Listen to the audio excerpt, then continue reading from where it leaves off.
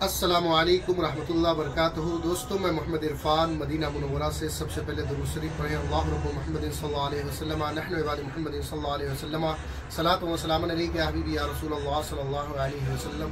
ये हमारा एक मिनी ब्लॉग है। सिर्फ एहराम बांधने का आसान तरीका बताएंगे कि आप एहराम जो है आसानी कैसे बांधें। तो दोस्तों, अभी अल्हम्दुलिल्लाह मदीना मुनव्वरा से हुज्जाज इकराम अब रवाना हो रहे हैं मक्कतुल मुकर्रमा के लिए। तो कुछ हुज्जाज इकराम को बहुत परेशानी होती है कि एहराम कैसे बांधा जाए और एहराम बांधने का आसान तरीका कैसा है। तो छोटा सा वीडियो होगा जो इंशाअल्लाह आपको मुकम्मल एहराम बांधने का तरीका पता चलेगा कि एहराम आसानी कैसे बांधे। तो आपको दिखाएंगे इसमें कि एहराम कैसे बांधे।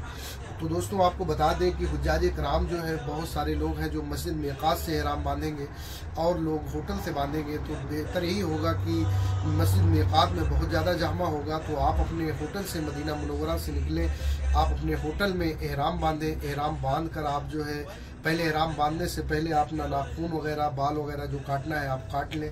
उसके बाद नहा धो के आप एहराम बांधें। अगर इतर लगाना है तो आप इतर अपने बदन में लगाएं।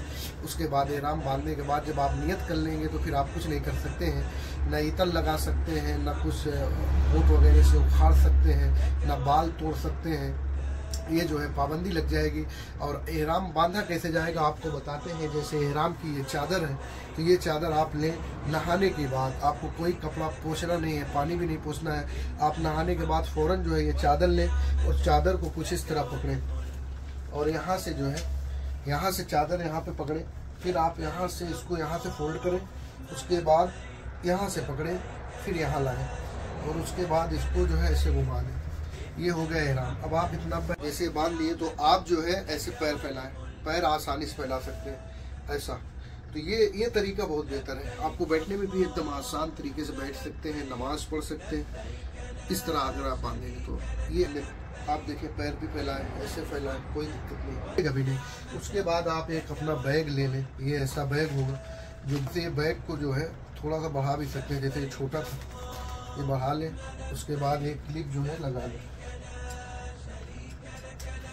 ये हो गया। इसमें अपना पर्स, मोबाइल वगैरह कुछ भी रख सकते हैं और अपना जो वीज़ा कार्ड वगैरह तो आप पहने रहेंगे, इसमें अपना पैसा वगैरह रख लें। उसके बाद ये हो गया आपका एहराम। और दूसरी चादर जो है आपको ऐसे उठाना है। दूसरी चादर को आप ऐसे लग के ऐसे लगाएं। ये आपका मुकम्मल एहराम बांधने का एकदम आसान तरीका है जो हुज्जाज इकराम को भी बहुत ज़रूरत है। तो आप इस तरह एहराम बांधें और ये जो है ऐसे चादर आप लपेटिए। और सबसे आसान तरीका ये वाला है। और कई तरीके से लोग बांधते हैं और तहमन के जैसे भी बांध सकते हैं, ऐसे भी बांध सकते हैं।